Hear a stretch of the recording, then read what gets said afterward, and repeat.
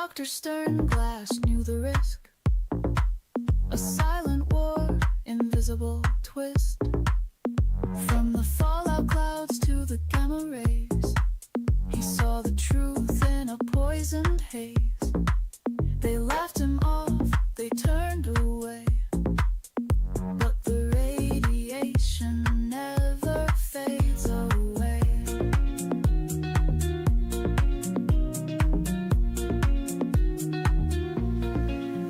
Dr. Sternglass, can you hear us now? We ignored the warnings, don't know how. We breathe it in, it's in the breeze. The slow decay brings us to our knees. In the quiet towns where secrets seep, the silent burn beneath our feet. Sternglass warned as the world moved on, but in the ground the danger's drawn. The truth he spoke, buried deep, as fallout spreads while the children sleeps away. Dr. Sternglass, can you hear us now? We ignored the warnings, don't know how. We breathe it in, it's in the breeze. The slow decay brings us to our knees. From Chernobyl's dust to Fukushima's tide, he showed the path where sickness hides. The rivers glow, the soil turned black, but the suits keep pushing, won't look back. The numbers grow, the cancer spreads, the media shrugs the science dead.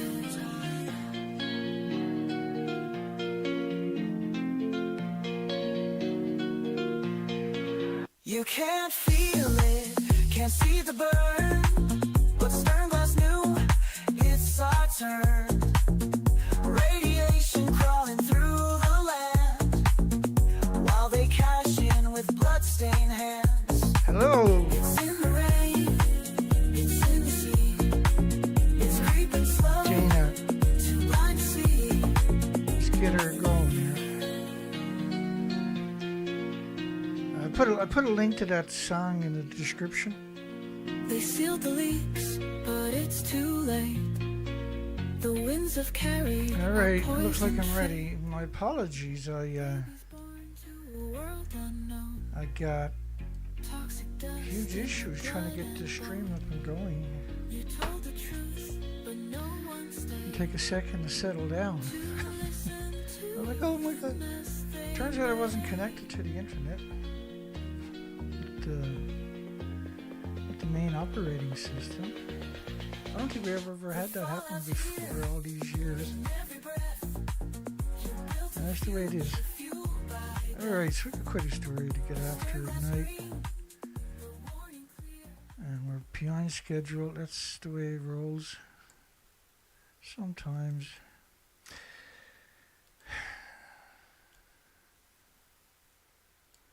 That's called Dr. Sternglass. And you'll find a link to the actual song itself is in the description. And that's an incredible sight when you get there. Don't just listen to one song. Hang out and listen to more. Alright, so United Nations. Let's type it just for 1 second. You can call in Canada, United States, New Mexico. You can text. Remember Dr.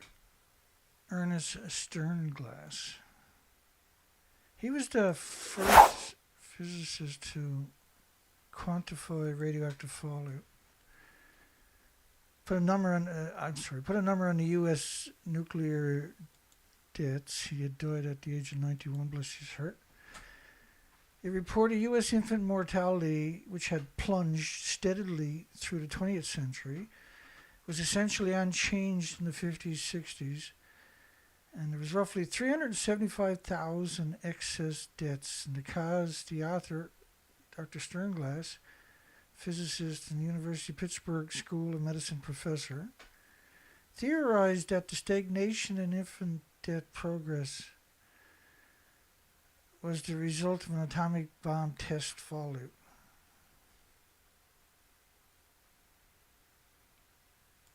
And that made him the devil a bit.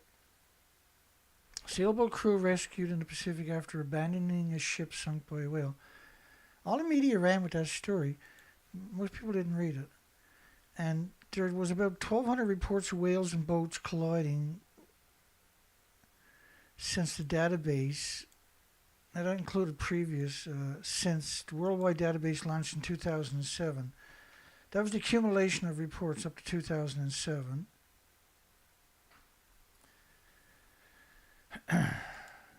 So we got to go through a little bit of a preamble, not much tonight. Grey whale die off fear, the starving whale migrates north. They're not dying of plastic. There's something else killing. The food chain is broken. It's not broken by plastic. Thousands of grey whales migrating are in such poor shape. Researchers believe that the poor condition is due to this, that, and everything else. Feeding conditions. In other words, they can't find food. Not even funny about it. It's the gallows laugh, of course. The whales were already in poor shape last fall when they began their 12,000-mile migration to the breeding grounds in New Mexico. So they were emaciated on that run. Now they're headed north. And the whales you're seeing are extremely emaciated. The migratory whales, all of them, the grey whales, are extremely emaciated. Easy prey for ships. They have bulging ribs with shoulder blades and vertebrae visible even from the shore. So when these defining marks in the peanut head, when that stands out from a shore observer, and then is able to quantify it with drones or long lens cameras or something, or so-called boots on the ground. The mothers are likely too unhealthy to birth and feed a healthy baby, even if the baby was healthy. So this was a French study of radioactive fallout of cesium-137 based on 23 days.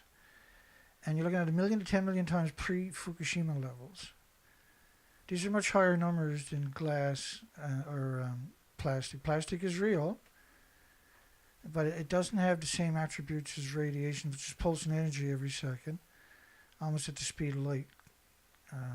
Plastic doesn't pulse energy almost at the speed of light. And this stuff can pulse at easily 600 feet, like cesium-137. This is the French government study. This was not an opinion. This was a study.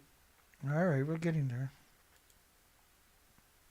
I just kind of want to lay some foundation of the rest of the story tonight. How scientists discovered 7,000 humpback whales using AI technology. So it's not just the grey whales, humpback whales, and unusual mortality events for pretty well every species. And the majority of them are emaciation, not dying of plastic. The food chain got broken after Japan, is my theory. Dr. Sternglass had a great theory. I think we have a realistic theory. So there was just a huge meeting in France. Let me get down to that. Is that it there? So there's two stories tonight. There's United Nations, or one of the United Nations subsidies, the International Atomic Energy Agency in particular, is going to go get samples, not again from the water, but from the tanks. We've been following this closely. That's the first time I actually heard them taking samples from the tanks. I haven't seen any reports published of what they found in tanks, so this must be the first sample. All right. So let me get the rest of it so I can help you. Nuclear techniques make waves at UN Ocean Conference. The 2025 United Nations Ocean Conference just took place in Nice, France. There's over 10,000 participants, scientists, diplomats, politicians, to address the triple planetary crisis: climate change, biodiversity loss. Climate change, biodiversity loss, and pollution.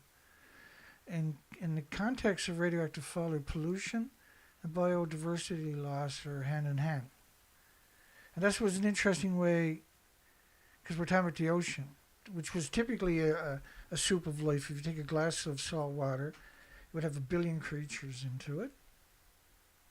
And 75 to 100 million of that would have been the phytoplankton. That's the basis of the food chain, the oxygen chain, the carbon sequestering chain. And then the rest of the creatures would have been the sperm, the eggs, the larvae, even the microscopic animals from the incredible diversity that's in the ocean. Because what they do is they all lay their eggs, and all the eggs are just, it's a soup of life. A glass of ocean water is an actual, like a small planet of life there, of different diversity species. All the eggs and larvae and many of all the starfish, of all the different fish, all the coral, the oysters, the scallops, the abalones, the clams, the shrimp, like there's this, it's just soup of life. That's what a glass of water of the ocean would be. And so the ocean for many months a year is very low visibility because it's a really strong soup of life during the mating season in the ocean, right? Which is many months. And I used to dive in it, and you can't see very far. It's like going in a closet and closing the door, turning the light off, and going to work many times, right? You have to hold it right up to your mast to see what you had in your hand. But that was the soup of life. So it was a bizarre, the incredible diversity. I'll introduce you to some of that coming up. Okay. I got to go backwards now and tell the rest of the story. So we talked about how all the migratory gray whales were emaciated on the way north, and now they're headed south under migratory, vice versa. South on a migratory route again, and now they're really emaciated. It's very blatant. Okay. It's not just gray whales, there's many species of whales, right? There's 7,000 extra humpback whales are on top of the unusual mortality event from 2016 to 2019, right?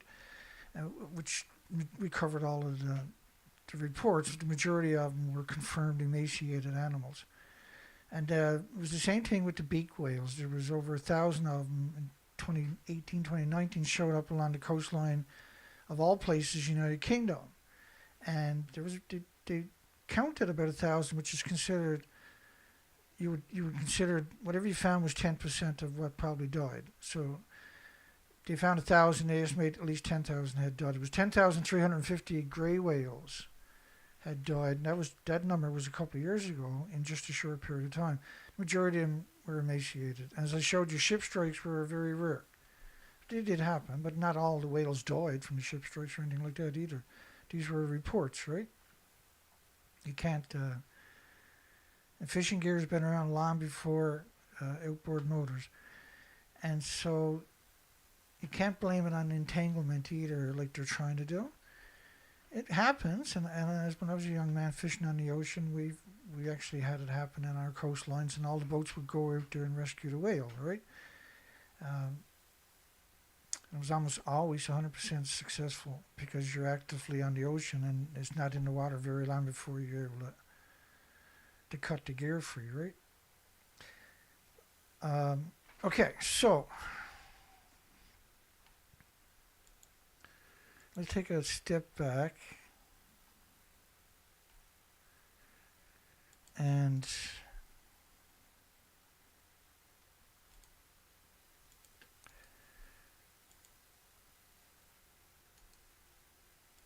because we're late getting started, that's on me.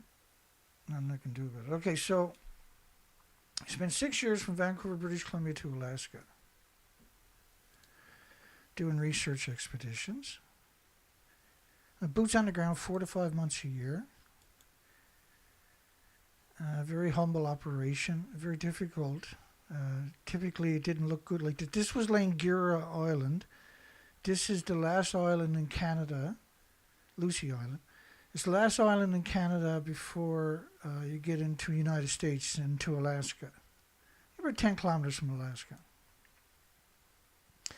Me and my trusty sidekick, the only color you will see on the beaches. And that's what she does the first thing. Never waste an opportunity, that dog. But you can see the high tide lines. Very little algae, and if basically no color except for Zoe doing her thing. And then the starfish that I did find were severely mutated, severe cancer tumors. There was quite a few species. And so we're camping out for many months at a time. We'd go ashore and stay in hotel rooms and do laundry and pick up groceries and do repairs and head back out. But we also had a sailboat too. And that was obviously a lot more work. And so Langara Island, which is up by Alaska, was one of the few places where I seen the bull kelp. There was typically only 3 kelps out of the 700 kelps that you would expect to find. It was kelp cabbage, kelp weed, and bull kelp. And what you're seeing there is like another brown algae. And so up here I found around 7 species. And so originally at low tide, you have a 19-foot tide exchange. You're like, oh shit, we might have actually found an oasis post-Fukushima. But when I did find individual species, they weren't healthy and they were mutated. They had incredible deformities. The animosity equivalent of congenital malformations you would expect in a human. You're getting manifesting in the... And so all the species were bloated with tumors and were disfigured and had no... They were mutants. They were zombies. Right, that's a zombie. That's a zombie. That's a zombie. That's a zombie too. So it was a very tough coastline. You had to go find safe spots, but that don't stop you from...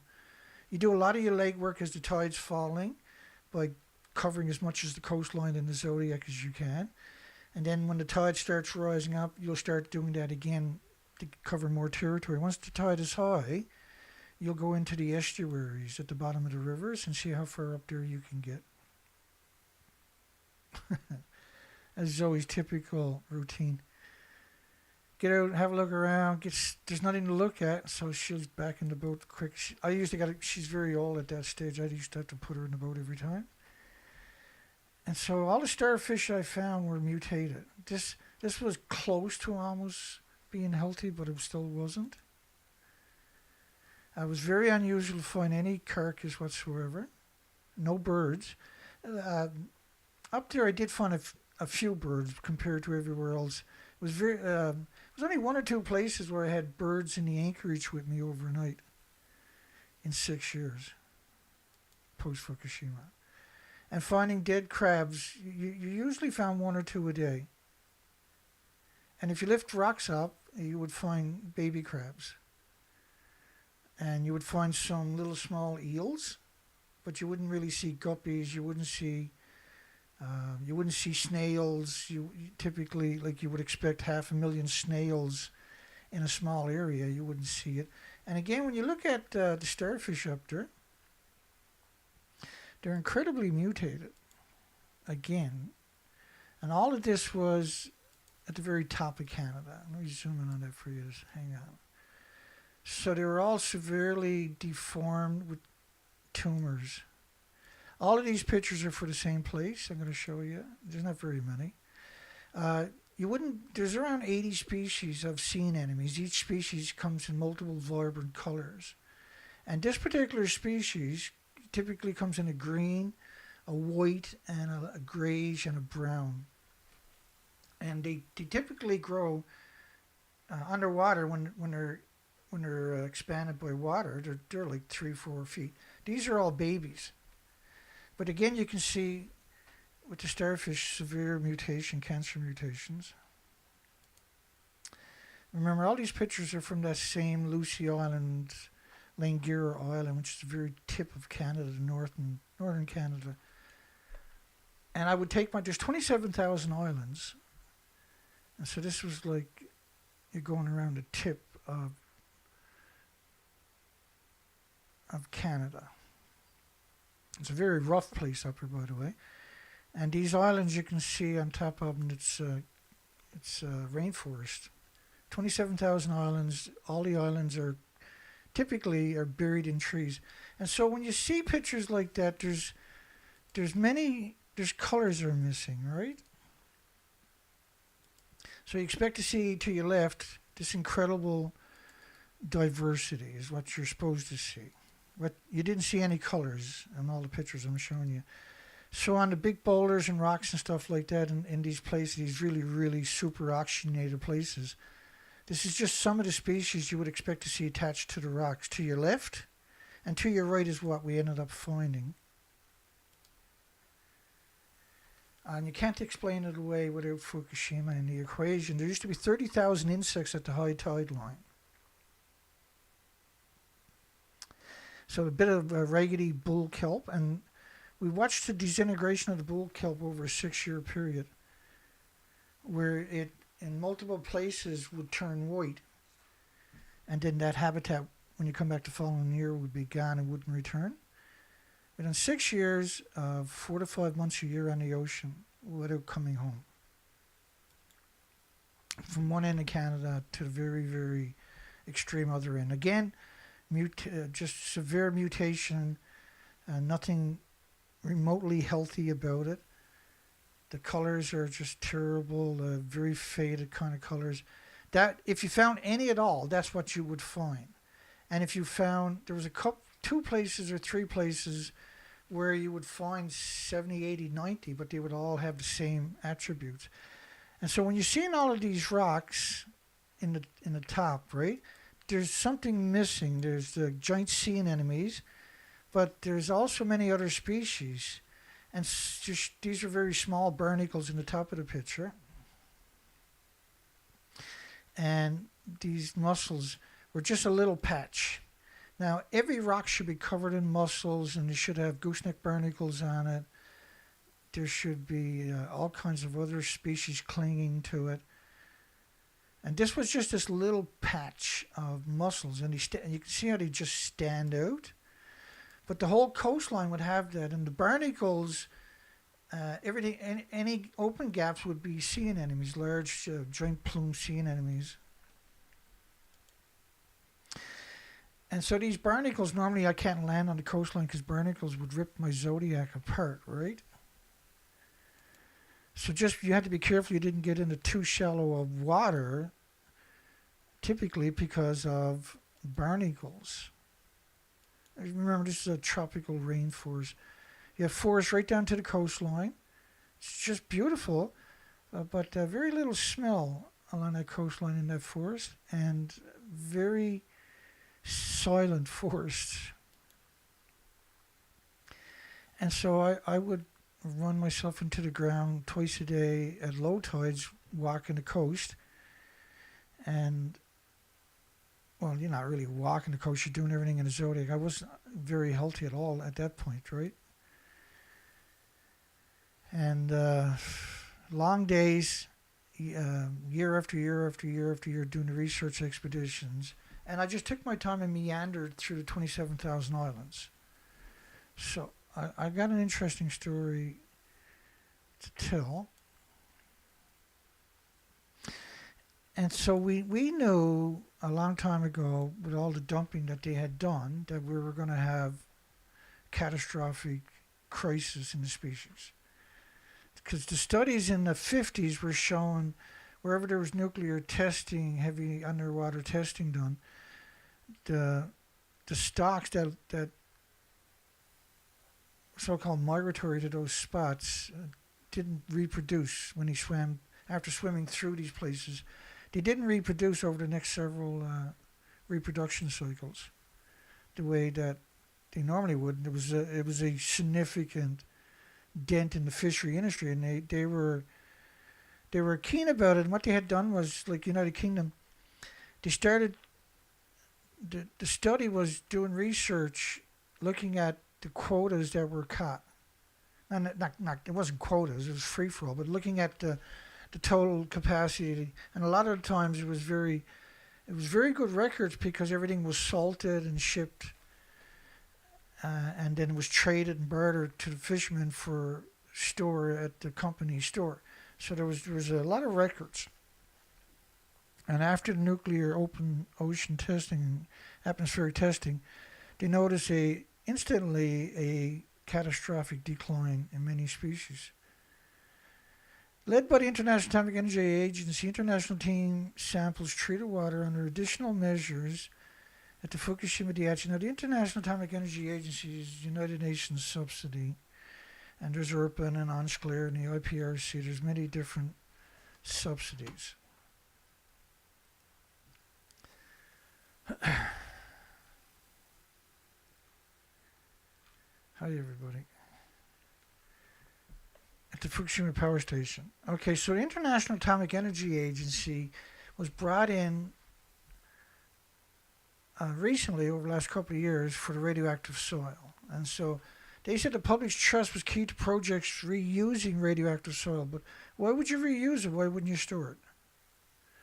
Why would you waste $28 billion picking it up? $28 billion. That's the official number. And then turn around and start growing food and everything. And why go that route? There's no logical explanation for it. The International Atomic Energy Agency is not a regulator and is not in a position to judge or approve Japan's recycling project. But they were brought in, and their word was considered the golden rule, and they said they agreed with Japan, but they're not. They also have a plausible denial by saying they're not a regulator, not in a position to judge or approve the soil. So if you're not in the position to judge or approve it, what were you doing there? So here we are again, and this is applicable to this story from today, the 17th of June 2025. Led by the International Atomic Energy Agency, international team samples treated water under additional measures at the Fukushima Daiichi nuclear power station. Sampled treated water. International team sampled treated water under additional measures. The additional measures is what they're going to be talking about. Let's look at them again. Japan can finally release Fukushima water into the ocean 2 years. A 2-year United Nations review concludes. This was 2023. And in this story, they had plausible deniability, which is pretty normal for this organization. International Atomic Energy Agency's role is to analyze and confirm the data provided by TEPCO, not directly collect samples and verify them themselves. Now, we came out and mocked them severely. We still did, even today. But now this story shows up. Led by the International Atomic Energy Agency, international team samples treated water under additional measures. Okay, we still got to step aside again for a second. We'll get there. We're getting there. It's a complicated story. What can I say? It's an extinction event. There's a lot of perimeters we got to cover. Japan's nuclear wastewater discharge plant provokes a worldwide protest. 13th of April, 2023. Now, the idea of that was to get out and protest tritium. Not tritium-3H, by the way, but tritium. And everybody that promoted that got their name and their face and their rally put up in the newspapers. And then that got more people to come out and protest tritium. Not tritium-3H, not uranium, not plutonium, but tritium. The last one you're worried about. That single, by the way, would have been drowned out by all the other isotopes. We have to recognize that such a thing has not happened before, he said, adding that Japan would have final say on the release. We have to recognize that such a thing has not happened before. This is the United Nations. This is Rafael Grossi, adding that Japan would have the final say on the release. In other words, they're not a regulatory agency. They don't have any authority. Okay, back to the story. Here we go again. Give it one more try here.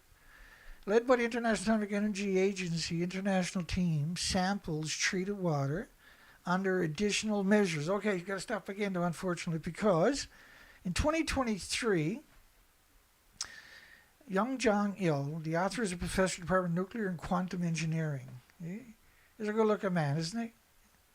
He's also a nuclear quantum engineering professor at CAS, which is the government of South Korea's institution. He said the 1.37 million tons of water stored in the plant is about 2.2 grams of tritium, and they won't even call it tritium-3H, which is actually what it is. They call it tritium. He's a professor of quantum and nuclear engineering. But what he said was the discharge is the equivalent of, you dump all the tanks, if you believe that story went along with it, is like throwing in a sugar cube of 3 grams in the sea. And he's probably right, because the tanks were empty. If they were full, they were full of clean water. Because they have so many earthquakes there, if you fill them up with water with fuel particulates in it that were pumped up from under the site, you would have a meltdown in the tanks. And because some of the numbers that they threw out there, the small numbers, were 2.2 sieverts a beta per liter. You can't just have beta. You can't, all the atoms are the same size. You can't filter one from the other either. And so you're talking about 1.4 million sieverts of beta per tank at 300,000 gallons. But all the other gammas, neutrons, alphas, not just beta, are going to be in that samples, or those. You can't filter it because the filter is so radioactive you can never change it after 20 minutes. There's Rafael Grossi, and Japan's, at that time, TEPCO's, led by the International Atomic Energy Agency, international team samples treated water under additional measures. I think we got it this time. The International Atomic Energy Agency led a team of international experts to collect samples today of the ALPS treated water stored at Japan's Fukushima Daiichi nuclear power station. Prior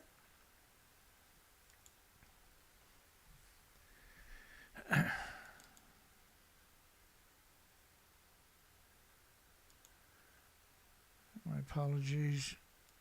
Like I say, it took me forever to get the show. It's the first time in a long, long time we had to wait that long to get a show up and running. And so I was a little bit frazzled at the end of it there.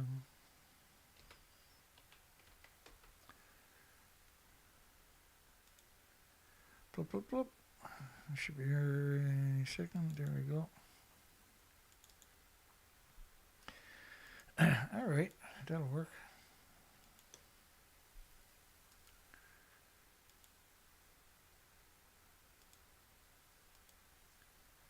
So ALP system, let's just talk about the filtration systems for a minute.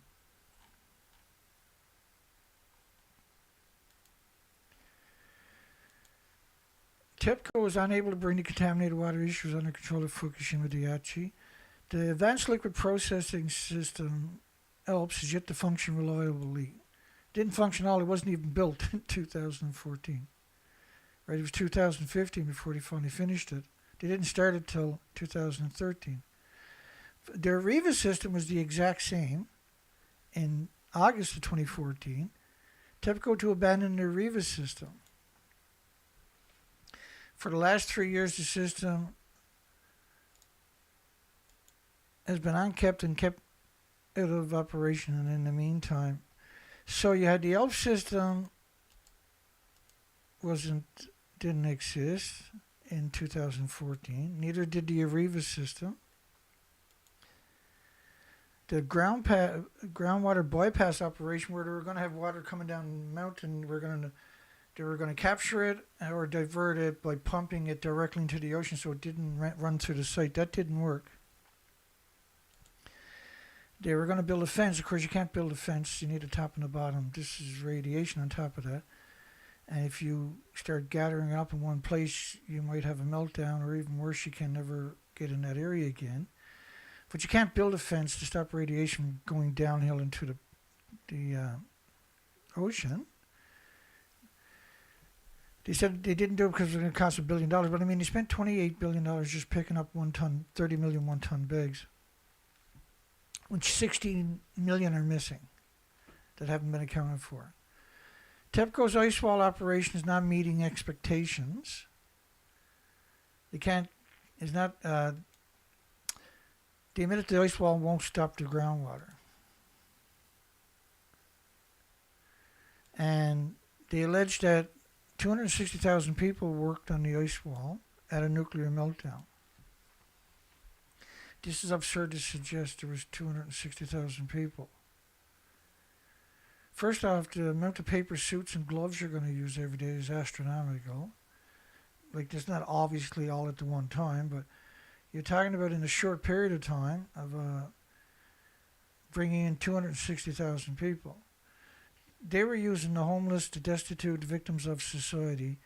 There's you imagine 260,000 people working on a project, and there's no video footage on it anywhere. But the reality of it simply wasn't true. And why would you build an ice wall when you can build a real wall? It wasn't a serious project. It was meant to distract everybody and lull people into thinking that they had a handle on it. Back to the story, prior to the water's dilution with seawater and its discharge to the sea, the sampling mission is the fourth under the additional measure. So this is a new one now. Allegedly, they're going to take samples of the conducting hands-on sampling of water stored in the tanks. Hands-on, which is not new, something you would normally associate at a nuclear meltdown. International experts from Belgium, the People's Republic of China, the Republic of South Korea, the Russian Federation, Switzerland, all pro-nuclear, along with the International Atomic Energy Agency staff, conducted hands-on sampling of water stored in tanks. So, first off, the reactors were at the top of the buildings, and so were the fuel pools. And as you can see in reactor 3, it's not even there. This was a plutonium mixed oxide reactor. It actually ejected the reactor core and the fuel pools right out of the building. And then the plume covering the entire planet is not in the equation of the loss of diversity, right? The industry is only talking about plastic. And the question is why? Designated for the 14th batch of Alps treated water to be discharged. So they're saying nothing got out of these buildings until August the 24th, 2023. This picture, by the way, is 2013. This is reactor 4. And officially, the official story is that never happened.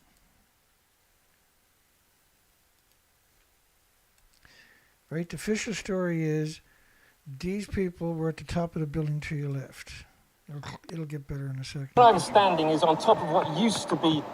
But they all do the same thing. They claim they're at 150 feet above the building to your left. So they're blaming the death of the ocean on plastic, so that, and just like these journalists, so you don't blame it on nuclear. That's not very cool, man. That's not cool. The International Atomic Energy Agency, which is not a regulatory agency, doesn't have any authority or sovereignty over any country, initiated the first practical steps of the additional measures in October of last year. Now, I've never heard of them. We follow this all the time. Nuclear report warned of an apocalyptic scenario at Fukushima in the weeks ahead, 2013. This could one day be considered the start of the ultimate catastrophe of the world and the planet. And so what would be a catastrophe of the world and the planet? What could invoke that kind of, would be catastrophic consequences to the oceans worldwide? Well, the radioactive fallout wipes out the plankton, and then you've got the whole basis of the food chain missing. And it never stops there. Of course, it's bioaccumulating all the way up through the food chain for every species. I got a little model there to explain that to you, actually. Let me dig that up, because that'll be a little bit helpful.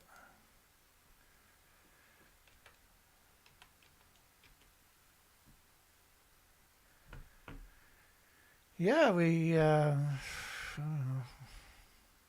Couldn't get the show to start tonight. That was really weird. I was like, I must be losing it.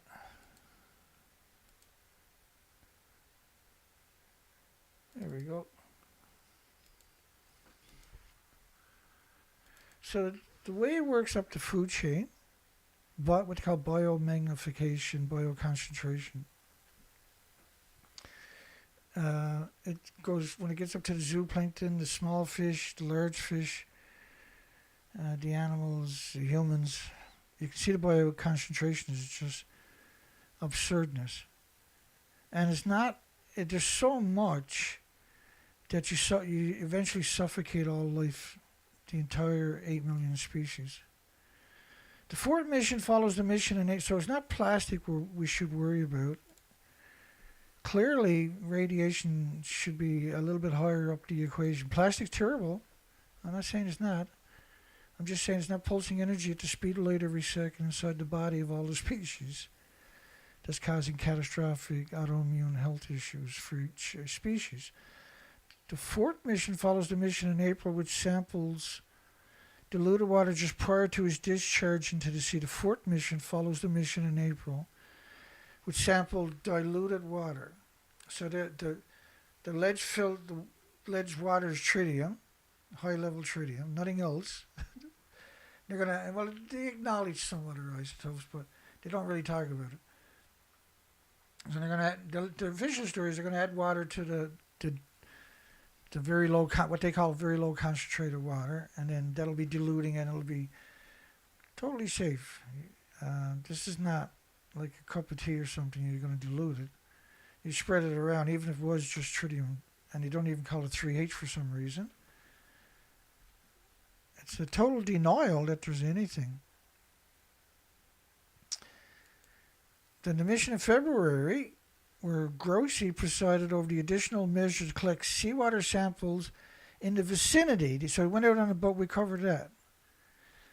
The samples collected in today's mission will be analyzed by participating laboratories, which are all part of United Nations. They're all laboratories are members of the United Nations.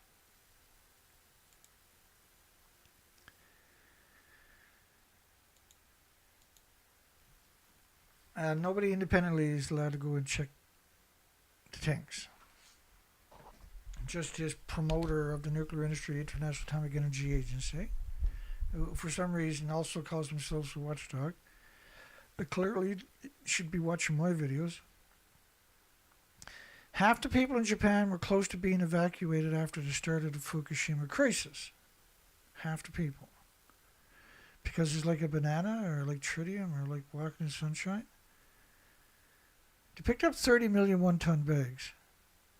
So suggesting everything is filtered is absurd.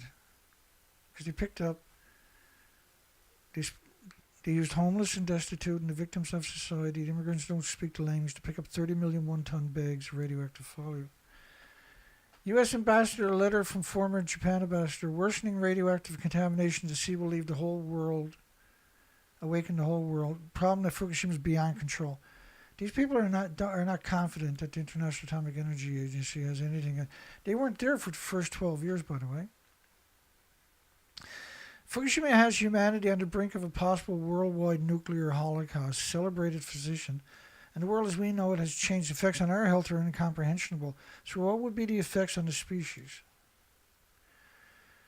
Fukushima plume model shows 1 million atoms,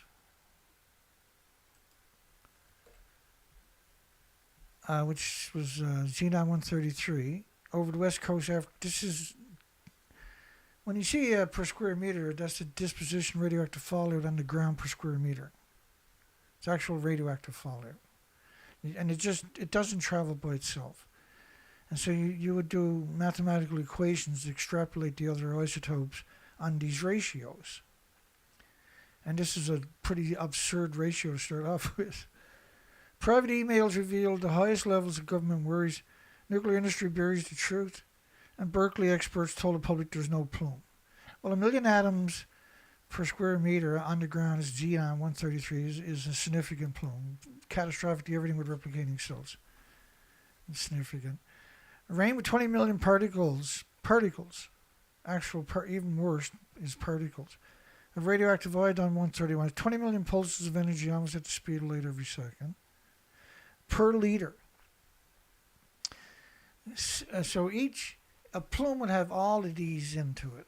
And you got different studies showing you different isotopes. That last one was a Canadian study. This one's a Canadian study. The West Coast, this was an Ottawa Canadian study, the capital of Canada. West Coast hit with 220 million atoms per liter of iodine-129 in the rain. This was detected in aquifers who supplies not a large number of people, but all the people. Elevated levels continued for months. These are not elevated levels. These are you're supposed to evacuate your country levels. There's 3 studies on their own that the xenon can't travel by itself, for instance. Neither can the iodine. So for every iodine-131, there's going to be 10 times more iodine-132. 30 times more 133 and 31 times more iodine-129. Independent studies actually back up that one. So the 132 to 133 are 9 times more effective at ionizing and radiating the thyroid glands of every species than the incredible iodine-131 is. Nuclear techniques makes waves at the UN Ocean Conference. TV journalist: poison from Fukushima plant is spreading around the world. It's causing incalculable damage, and he may never get this under control. Nuclear techniques make waves, this is today's story, at the United Nations Ocean Conference. It's typically 195 countries.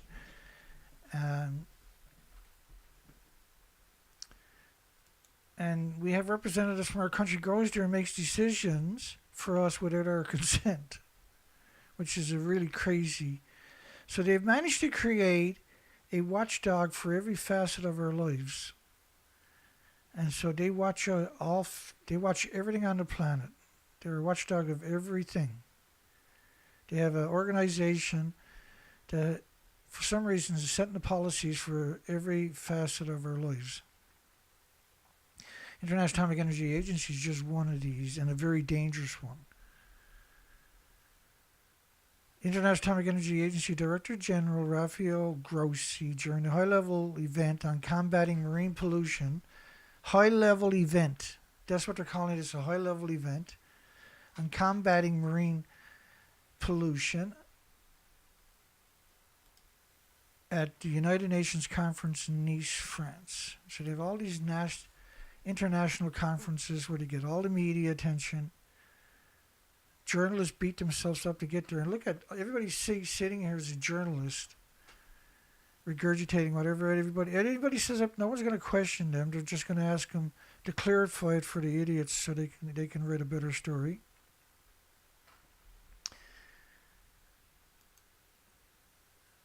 The International Atomic Energy Agency highlighted the role of nuclear science in protecting our oceans. How is nuclear going to protect an ocean when nuclear is the reason our oceans are dying? And my research expeditions for 6 years shows all of those species and many, many more are missing on the coastline. And it's not from plastic.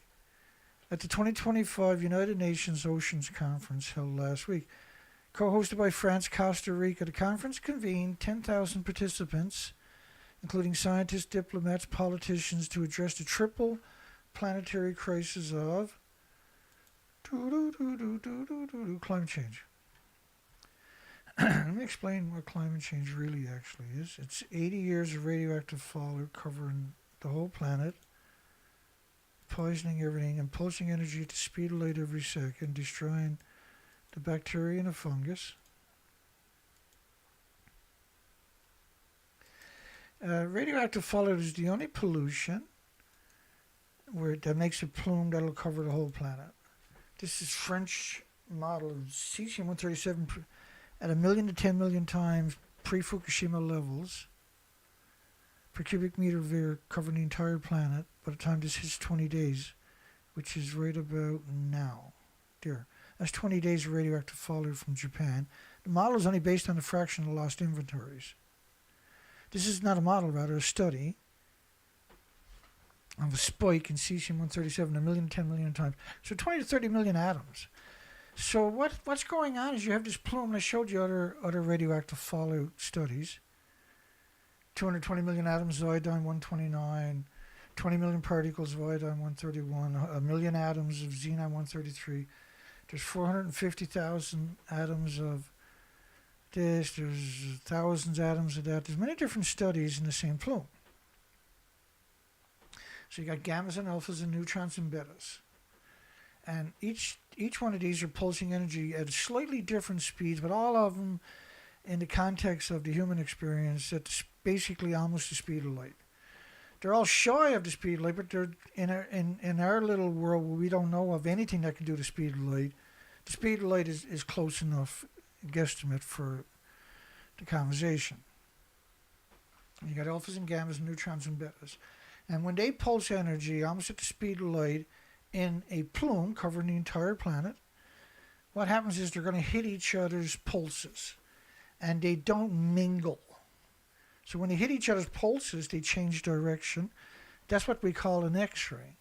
So all the insects, all the birds, all the bacteria, all the fungus, all the little biota is full body X-rays, post-Fukushima forever.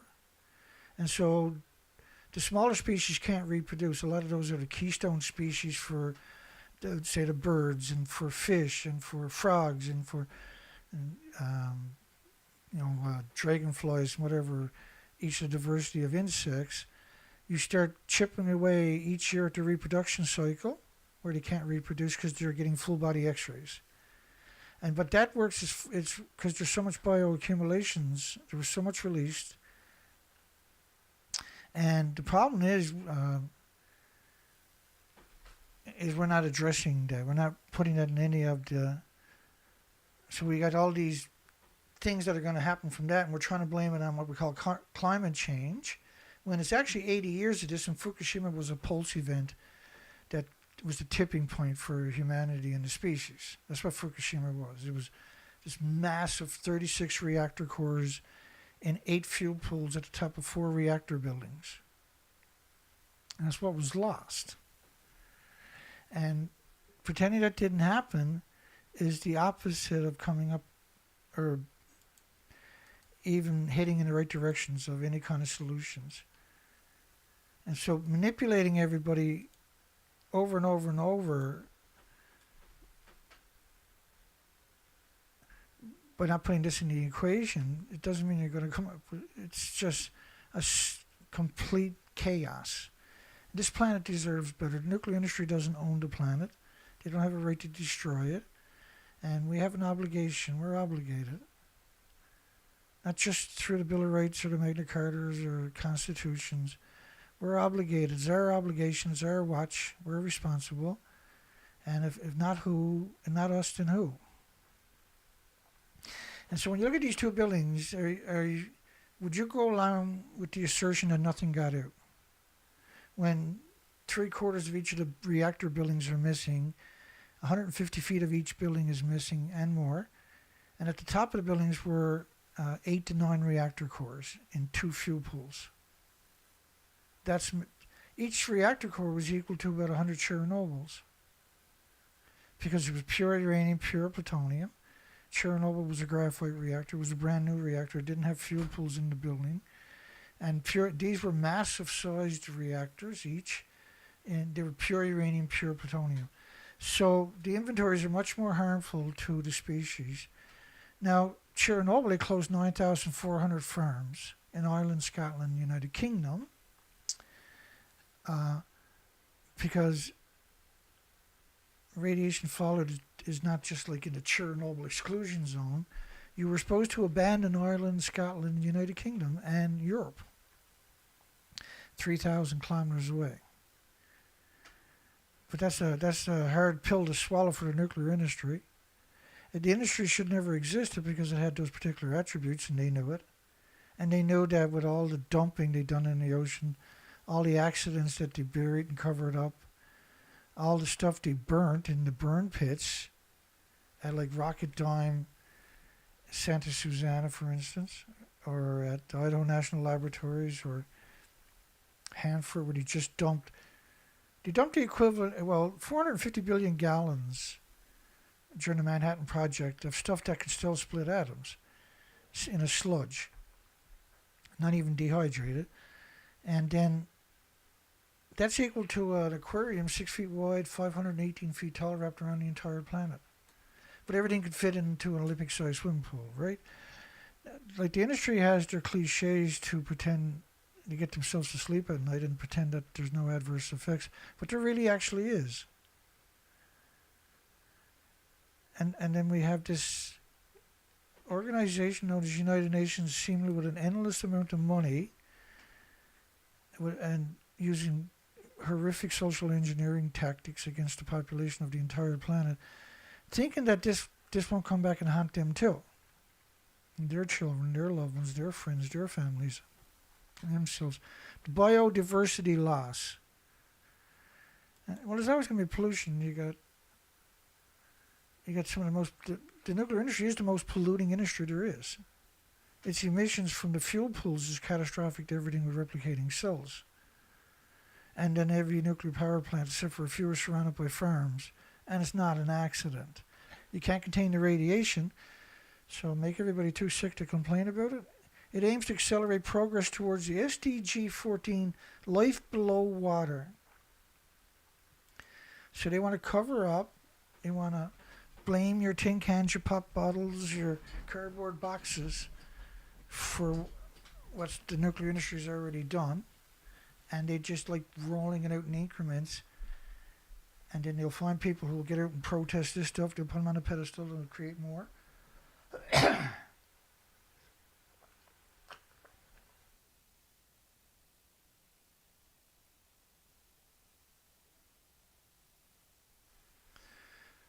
My apologies. The goal has one target, which is to prevent and significantly reduce the marine pollution of all kinds, except for nuclear, except for radioactive fallout. Everything else but radioactive fallout. Anything they can blame you for, except for radioactive fallout. Another target of SDG14 is sustainably manage and protect the marine and coastal ecosystems, avoid significant adverse impact. As I showed you in the research, that the coastlines were wiped out. I'll show you more coming up. I showed you my research expeditions for 6 years. We're still doing observations. We're still out doing bird species counts. We're in the Atlantic now. And right now there's supposed to be 46 million birds laying eggs and raising their fledglings. I can't find one. We're in the middle of the Atlantic Ocean, in the middle of that the biggest migratory route of seabirds on the planet, and I can't find a single flock of birds in the sky or in the ocean. What do you think that means? After millions of generations, you really think they went somewhere else and that no one noticed it? The food chain is broken, not because of plastic. And restoration in order to achieve a healthy and productive ocean. It's like they're so far disconnected from being a good person that they have excellent skills for being a bad person for some reason. Life below water. Well, I was a commercial diver for years and years and years and years. I think I know a few things about life below water myself. If I can't find it, it ain't there. International Atomic Energy Agency took center stage at the event to share how nuclear technology is boosting ocean health and tackling critical threats such as marine plastic pollution. International Atomic Energy Agency, why would they be looking at plastic? There's lots of other organizations. But why would the IAEA, why not Plastic Pollution Watchdog, United Nations? Why IAEA? Because nuclear is the one that done it, right? I mean, that's like wow stuff. That's like over-the-top evil. It's like they woke up one morning and said, I know, I'm going to be evil like my mommy and daddy at the United Nations. Go to university, get a degree, and go out there and just screw over humanity. International Atomic Energy Agency organized and participated in more than a dozen events at the conference and on research vessels in the port of Nice. If you took half of that energy for Fukushima, we probably wouldn't have any issues. United Nations Ocean Conference, Nice. Look at the big, beautiful signs. Look at a beautiful desk, too. I'd be proud to have that one. They got all matching equipment. None of them got ice in their water. You notice that? They're so confident they got their glasses turned upside down on the counter that everything is nice and squeaky clean. What a wonderful little world it must be to live in that one. Japan bid to ease Hong Kong nuclear fear. This is 2023.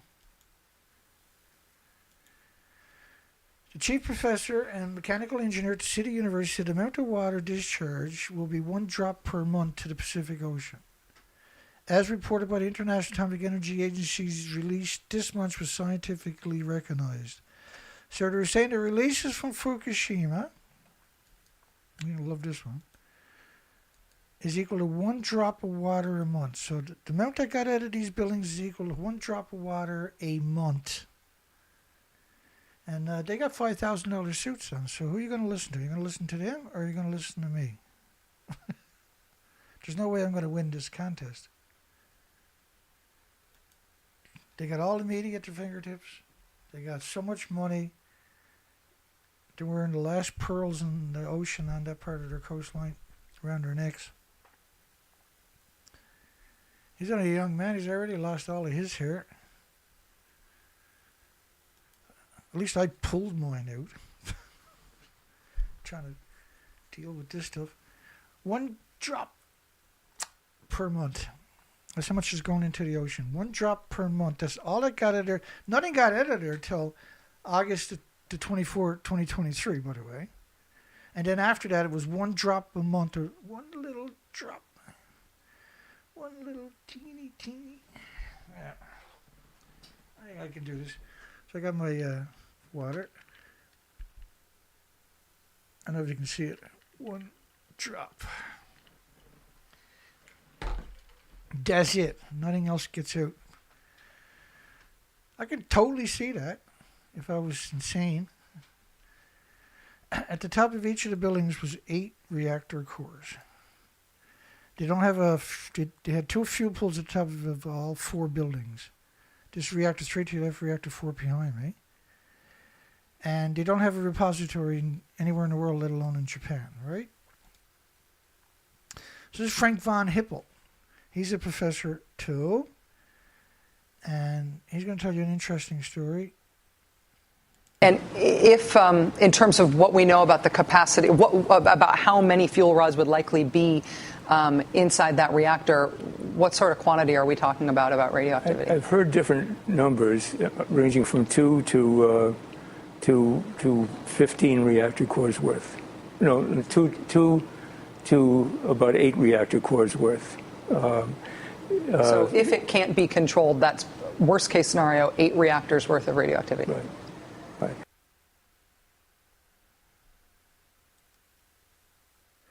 So 8 fuel pools at the top of the buildings. 8 fuel pools at the top of each of the buildings. That's 36 reactor cores. Each one of them are 100 Chernobyls. 3,600 Chernobyls. That's what Fukushima was. So that's why we have all these mass die-off, this extinction event playing out on our planet. Where are you, Dana boy? Where were you when it's said and done? Okay, here we go. Let's keep doing it. Oops.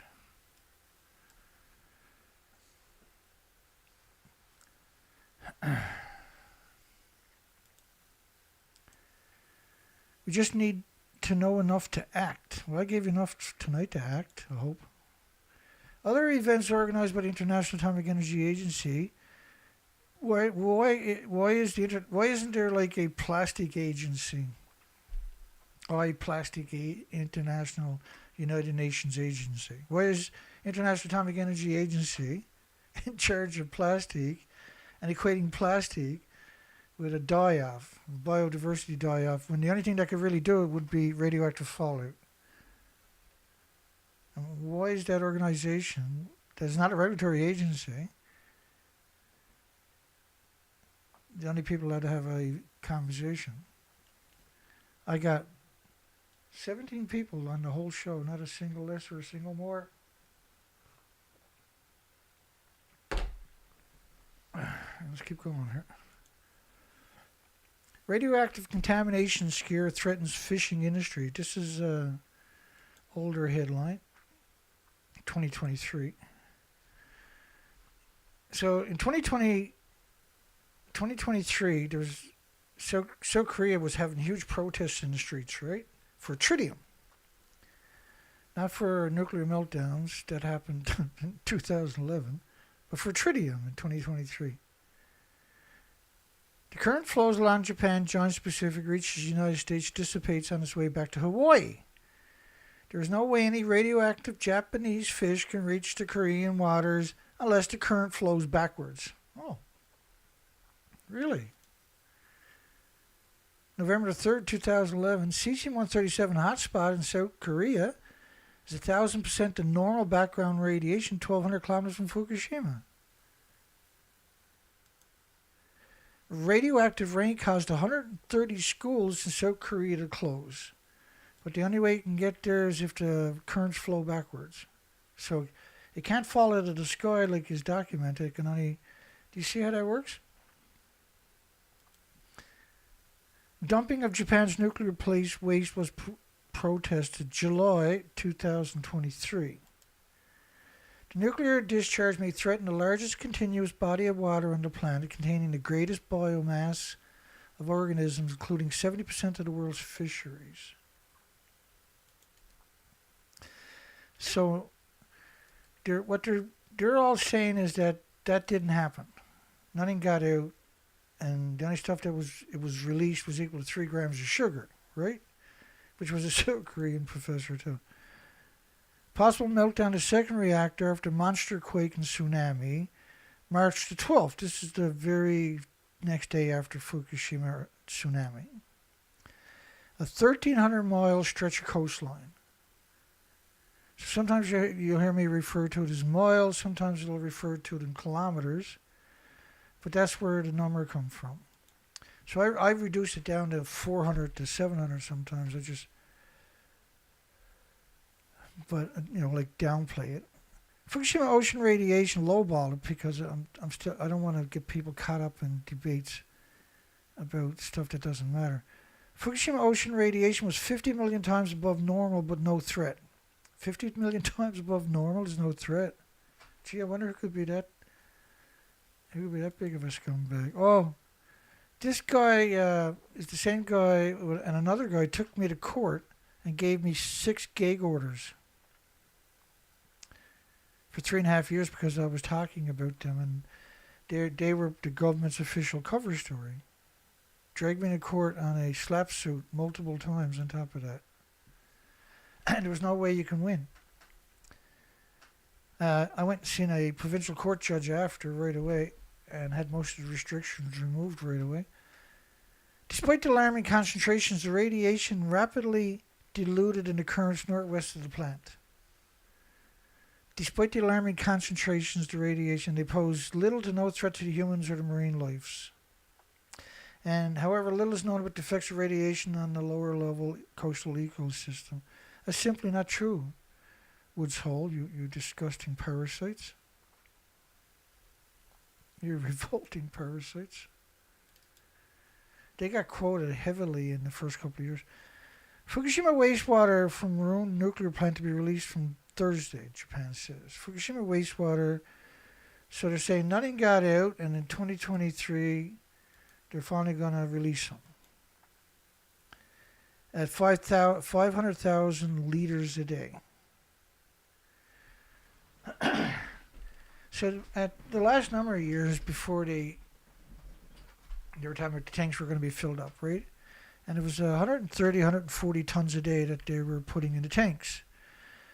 130 tons is the same tonnage as a garden hose at 30 pounds per square inch puts out in 24 hours.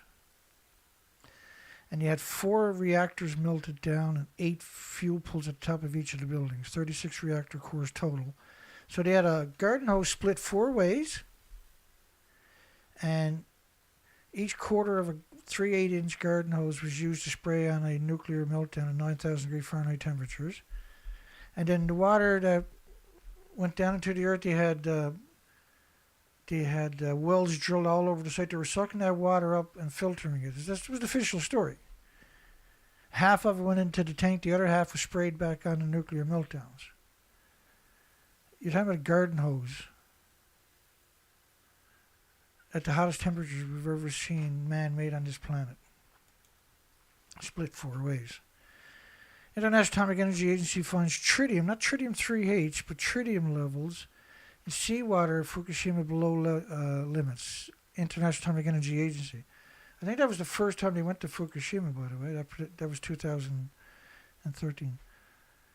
So the amount that they said would be released each year into the ocean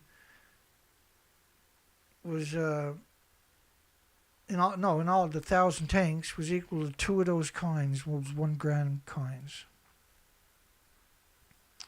It was equal to that much salt, 1.32 grams. That's, well, a little bit more than that. That's 1.32 grams of salt. That's the total of what they said was in the tanks. That's whatever got out was only equal to 2 grams of salt, for instance. 3 grams of sugar, according to the South Korean professor of nuclear and quantum engineering.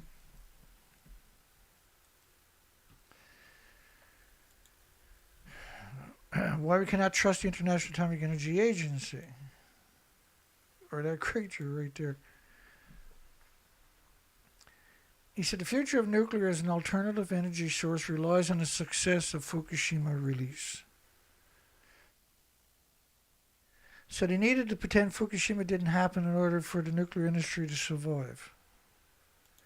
We had to pretend that didn't happen, so that's what they done. Right, the Fisher story is that never happened.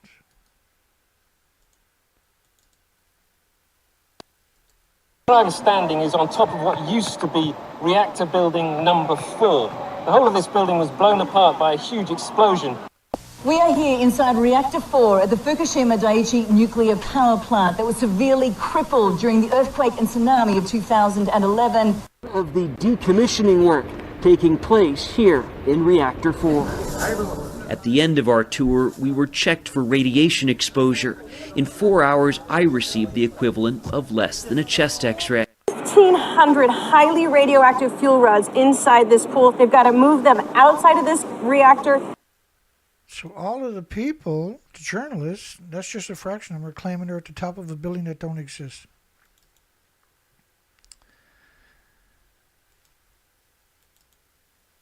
Fukushima radiation mostly fell into the sea, physics.org. Up to 80% of cesium, which is a British terminology. It wasn't just cesium, it was 1,000 kinds of radioactive isotopes. The rest had fallen on land in and around Fukushima. This was a Neptunium-239 radioactive fallout study based on TEPCO's numbers on 20 days. This decays after 2.5 days to plutonium-239. So you have that plume covering of plutonium covering the entire planet. Plutonium killed all the animals of multiple tumors, typically bone tumors, skeleton tumors. The result means the ocean was more contaminated than land. Well, the radioactive fallout covered the whole planet. So all the oceans and freshwater lakes worldwide were covered within 30 days. And the plume was it's a continuous plume. It's not like this turns to fairy dust in 30 days. It doesn't turn to fairy dust for 250,000 years. And even then it decays to a different isotope.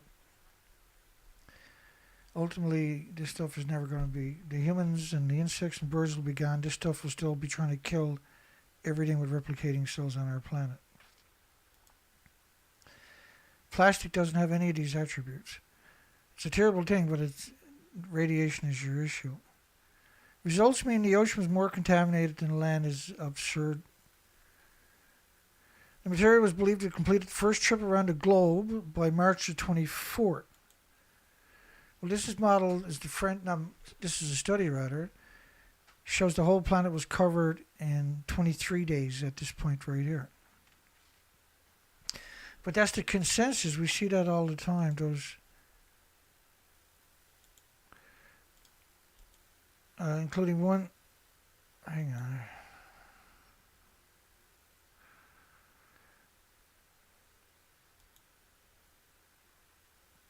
I gotta go backwards. I screwed up. Oh yeah, complete the first trip around the globe in 24 days. Or by the 24th of that month, that first month. Radiation levels on the United States West Coast spiked 1 million times normal after Fukushima. This is the French government, the IRSN. 1 million to 10 million times pre-Fukushima levels. This is 23 days. That model is 8 days. That's 23 days. This is a study showing a spike. Radiation spiked on the Geiger counters. Several previous studies, including one produced in France last month, include the fallout have been hugely diluted by ocean currents. See, this is airborne, not ocean. Right? They try to trip you up by talking about the ocean, posing no discernible threat. Ocean currents. Doesn't work that way. It was symmetrical throughout the surface to the ocean floor, including one produced in France. I just showed that one to you, right?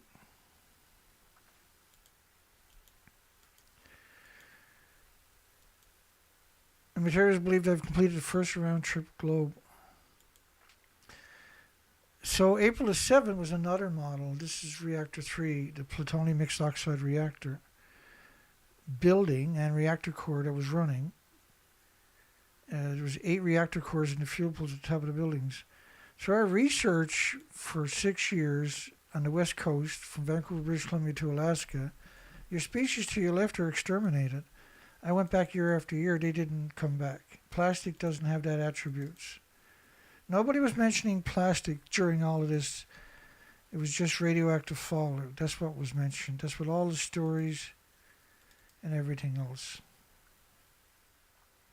All the starfish that I found, there wasn't very many.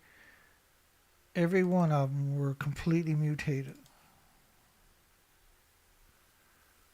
and deformed. Every single one of them. There was nothing healthy on the entire coastline. And we've had 80 years of radioactive fallout. The Marshall Islands was equal to the equivalent of 1.6 Hiroshima bombs every day for a dozen years. What France done to the French Polynesians was equal to a Nagasaki bomb every week for 12 years of radioactive fallout. These are the nurseries, by the way, of the Pacific Oceans. You're talking about Christmas Island, the French Polynesian, the Marshall Islands, Montebello, Maralinga. The mini-nuclear small modular reactors. Small modular reactors. Mini-nuclear power stations may produce more waste, and it'll be plutonium mixed oxide waste. The Canadian small modular reactor is 50 feet taller than Fukushima's reactors.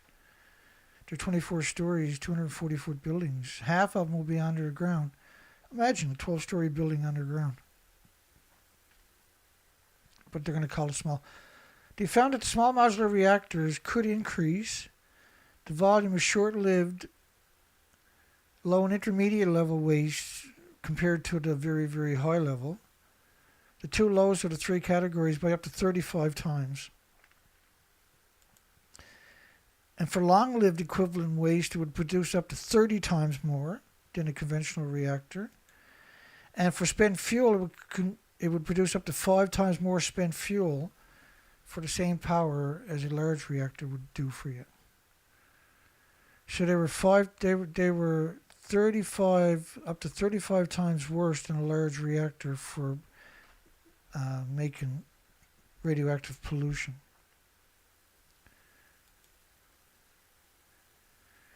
Workers say the ground under Fukushima plant is cracking and the steam from the China syndrome in some places is coming up out of the ground. That's an actual video, is 60 times normal speed. They abandoned the site because the steam was lethal doses. In 6 places, it was at over 10 sieverts an hour. So 35.8% of the Fukushima children had thyroid tumors of 2 centimeters. 13,646 out of 38,200. So what that means, because that's you're just talking about one adverse side effect, significant at that. It used to be 1 in a million. So that's 358,000 out of a million. That didn't happen because of plastic. And humans are at the top of the food chain. Kids are still more vulnerable, but 1,000 times more vulnerable than an adult, but still, because they're developing, right? That would mean they also are going to be producing radioactive stem cells. So imagine what's happened to the species in the comparisons. 6 in 10 Fukushima children tested have diabetes. Animals can get diabetes, as we now know. Even though, imagine what's happening to them out in Mother Nature, what happened to them post-Fukushima. 200 trillion atoms a kilogram in fuel rod materials near Tokyo. That material spread globally and composed a major part of the worst Fukushima plume. So the fuel is stuff that's still splitting atoms. That particles of that showed up worldwide throughout the entire biosphere and ecosystems.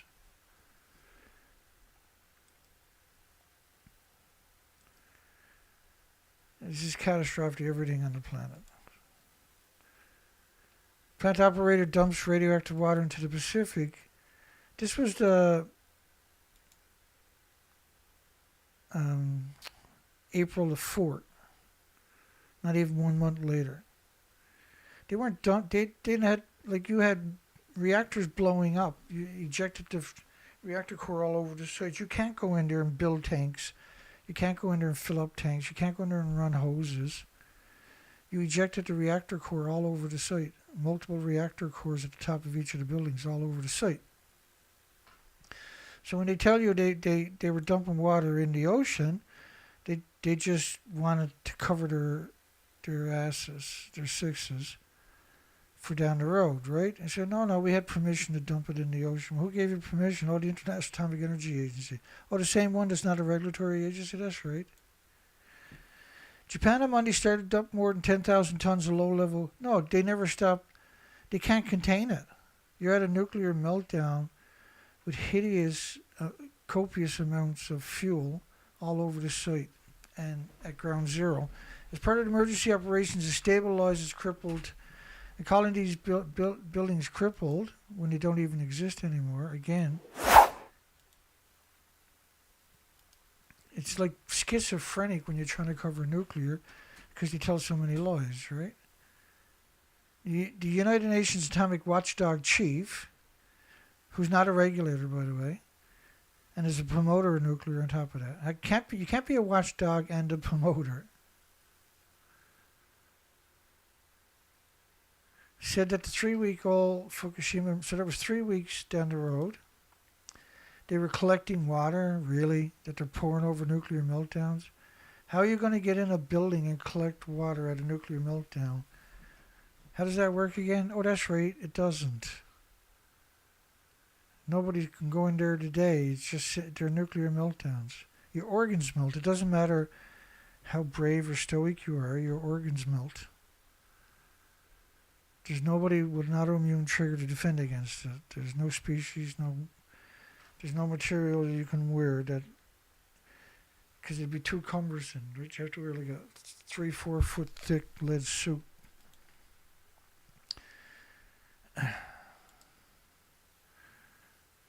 And so the industry has done nothing but lie, and they weren't really coordinated originally, and that's in our favor.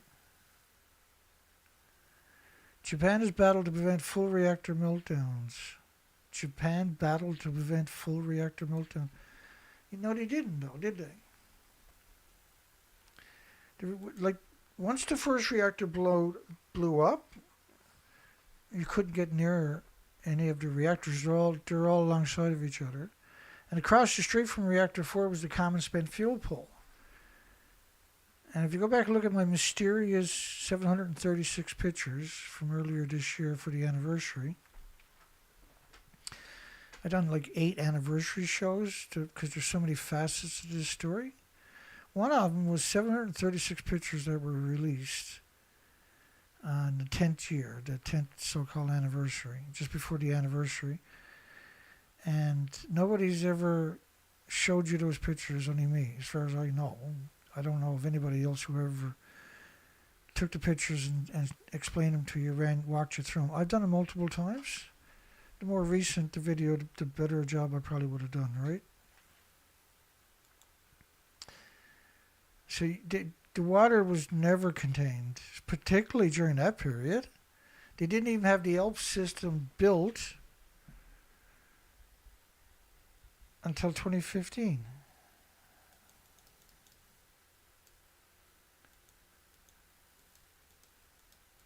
It's such a crazy story that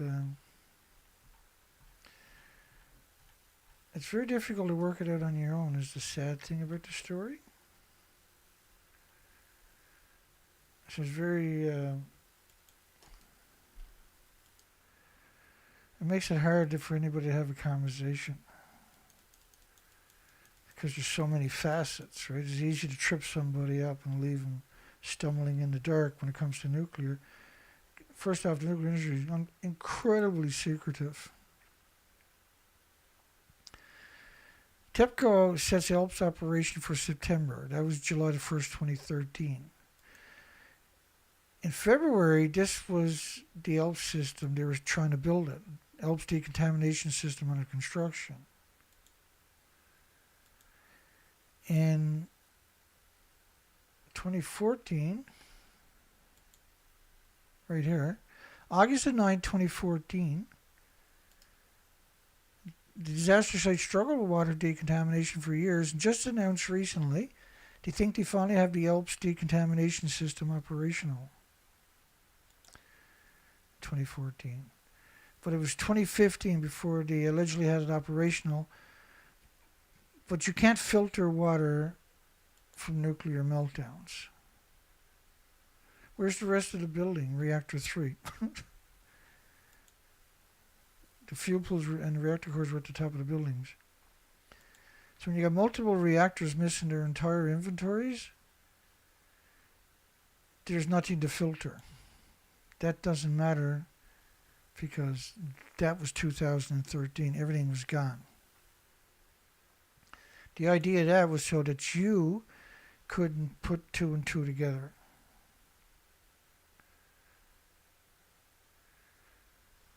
That's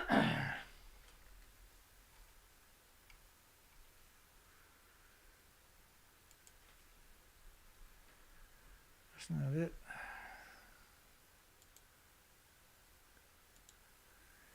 There is no building. So they as a result of massive water dumping operation, highly radioactive wastewater has accumulated in turbine buildings. This is down by the ocean side of the reactor buildings. In Fukushima, especially at reactor number 2. Well, that's reactor number 2. And why would you point people at that reactor? Because it looks a lot better than those reactors, 3 and 4. But reactor 2, and you can see the heat signature at the top of it, it lost its inventories too, which is decades of reactor cores. There is a need to release already stored water. Well, how are you going to store water in the first 3 weeks at a nuclear meltdown with 4 reactors and 36 reactor cores and 8 fuel pools melting down? It doesn't matter how brave you are. You didn't have the technology. You had a tsunami run through your site. And when you actually look at the buildings over the next couple of years, you appreciate how significantly bad it actually was. Like officially, that never happened. Officially, it doesn't look like that. Even though that's the official picture, you can download it from TEPCO's website or the Nuclear Regulatory Commission's website. Officially, it looks like this.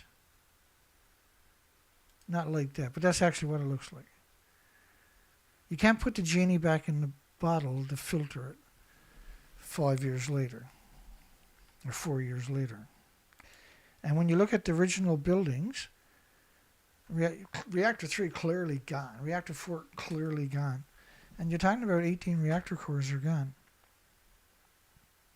Each of them are equal to 100 Chernobyls. It's not like 18 Chernobyls, it's 1800 Chernobyls. Pure uranium, pure plutonium.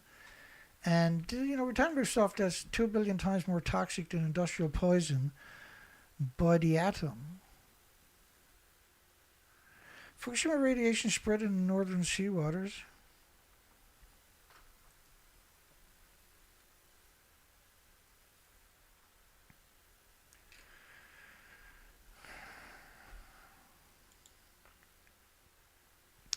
Reports that radioactive iodine is leaked in seawater further north than previously thought. As I showed you, the whole building was destroyed. This was March 2011. The reactors have already blown up at this stage. These are complete dishonest reports. But it showed you the basic cover story that we're looking at today was set in motion on day 1 or day 2 or something. Highly contaminated water escaped a reactor building in Japan's stricken nuclear plant may leak into the ocean. So when they show you that looks a lot better than showing you this. Again, I said a large amount of highly radioactive water is leaked from reactor 2's turbine building, which is not that building but the ocean side of that building. So they're talking about this building here instead of talking about the reactors. That's the distraction. When you talk about a turbine building, is these.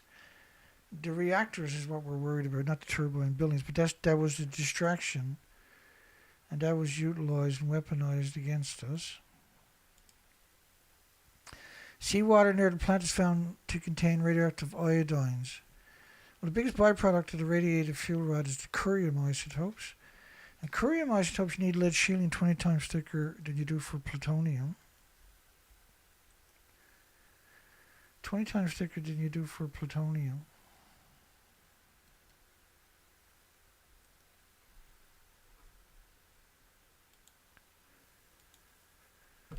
TEPCO was severely reprimanded by the government Monday, a day after it erroneously said radiation in the water at the site can reach 10 million times the normal level. So they clawed that back. They made TEPCO apologize, which wasn't hard because it was nationalized. It had been bankrupt right away. It was taken over by the government. So the government came out and apologized, pretending that they were TEPCO. It later issued a much lower but still dangerous figure.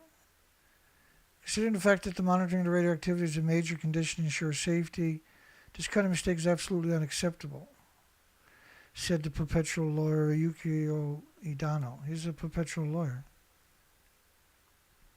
The immediate focus is on draining the highly radioactive water from the turbine room basements without releasing it into the environment. So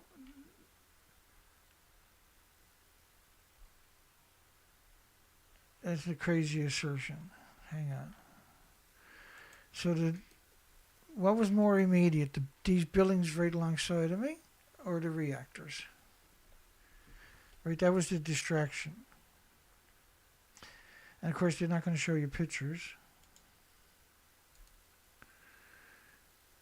It is very unfortunate the water leak was directly exposed to melted fuel rods that was in the turbine buildings. Well, I'm not worried about the turbine buildings. I'm worried about those reactors. And so should have they, but they weren't. The propaganda was brutal. It was brutal. They were calling this radiation protection suits. Paper suits are not radiation protection suits. That's what you do to kill somebody. You give them suits like that.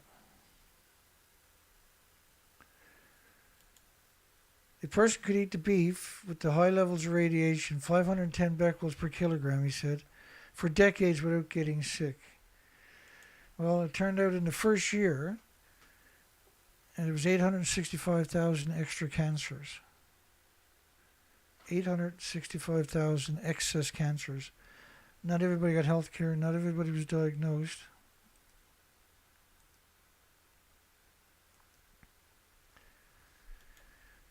Congenital heart disease operations rose 14% per 100,000 children.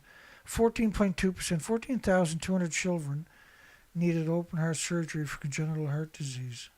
That's neonates and infants, newborns. Inhaling just one hot particle can cause a cancer. So if one hot particle can cause a cancer, you're eating 500 a kilogram, that can't hurt you, but one can actually cause cancers. Well, you're going to, like, there's no accountability for telling the lies they tell. There's no incentive not to be evil. Guess what happens? I mean, radiation covered the entire planet. The entire planet. And we know that because the research expeditions clearly show an extinction event.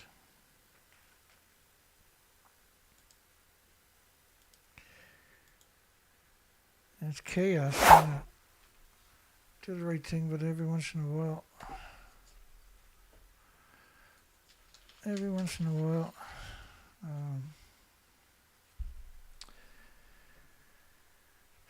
we had a hard time getting our show ready tonight. That's unusual for us.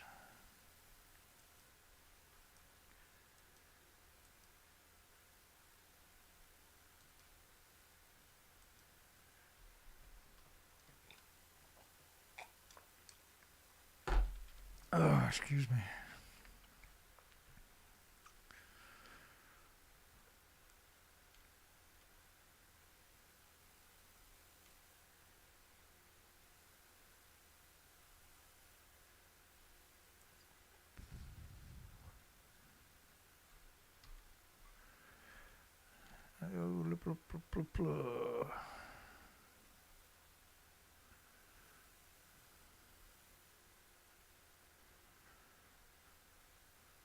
Yeah, it's chaos.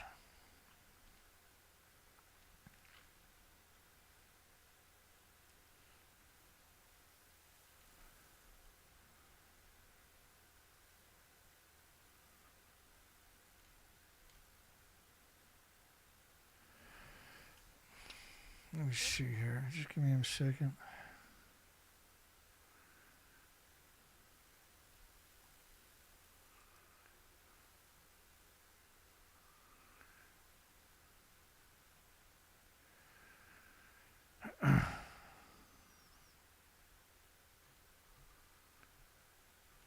Yeah, it's crazy, isn't it?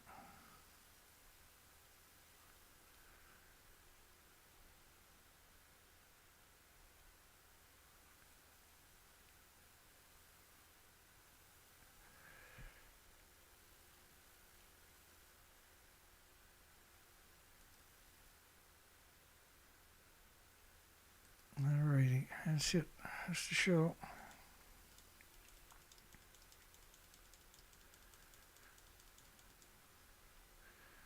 That is the show. Oh, I can't do that.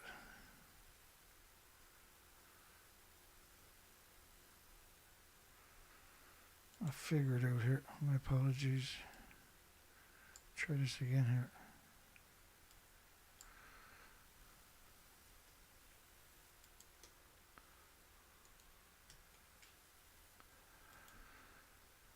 Yeah, we're gonna play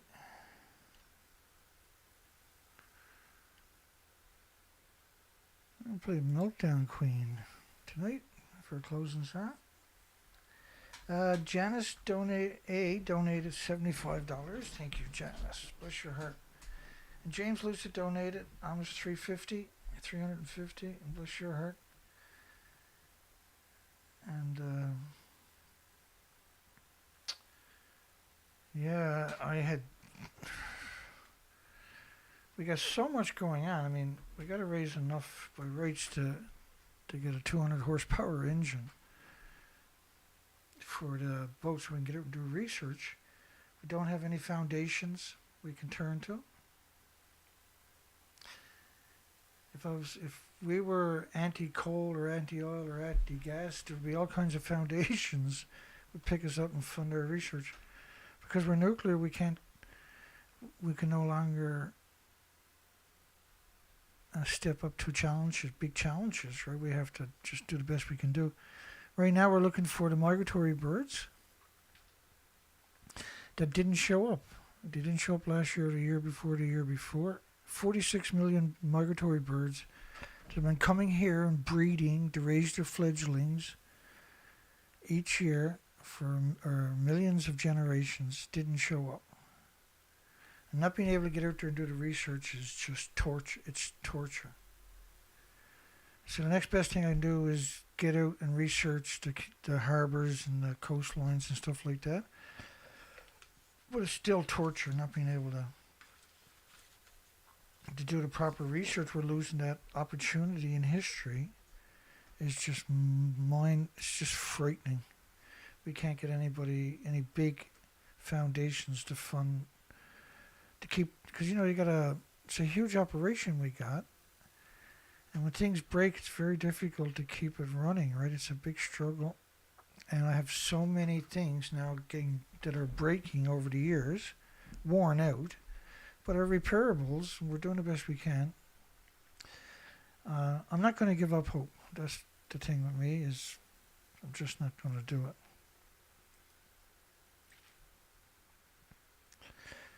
Yeah. So let's play. We'll come in and close the poll after. Did the 2025 United Nations Ocean Conference err by excluding 80 years of radioactive fallout in the ocean? And majority of it is airborne radioactive fallout, right? All right. You have a great night. And so I put a link there for the first song. That's the same link you would find this song. This song is called Meltdown Queen. You'll find it at James Lucett's YouTube channel. Have a great night. Hugs for everybody. We'll see you in the next one. Take care.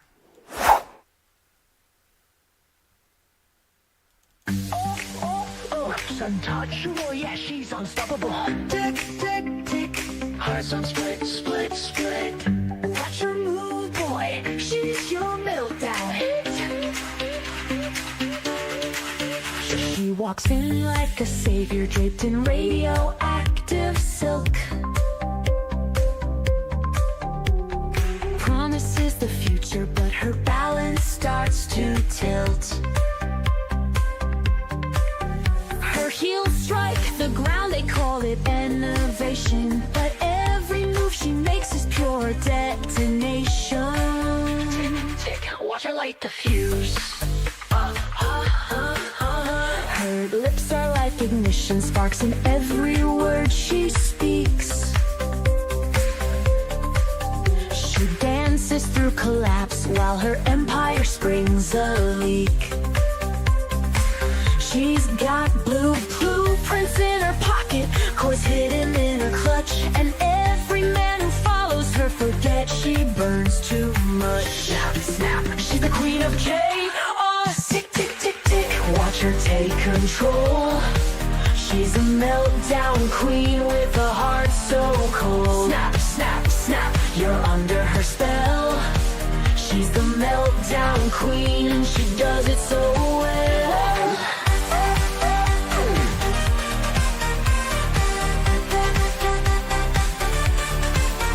Break it down. She keeps a coded suitcase, her secrets stitched in seams. Her nails are brushed with graphite, her plans are laced with schemes. They call her the solution, but her lies are all on tape. And when the fallout settles, there's no chance to escape.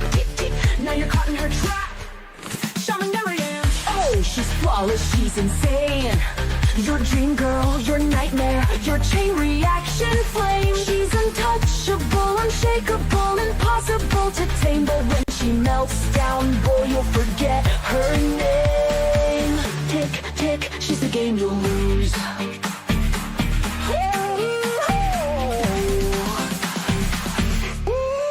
Tick, tick, tick, tick, she's a chain reaction. Every step she takes leaves destruction. Snap, snap, snap, her game is supreme. Meltdown queen, she's the star of your dream. You don't even know. She's a perfect weapon, her brilliance blinding clear.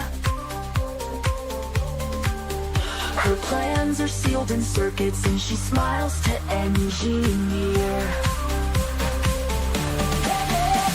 Every corporation crowns her of the prize, while the ocean full and cities vaporize.